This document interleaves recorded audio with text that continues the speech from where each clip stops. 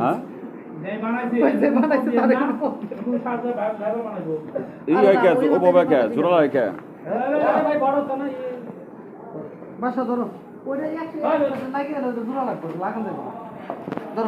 বাচ্চা ঠিক মতো কাজ করো। ঠিক মতো কাজ করবো।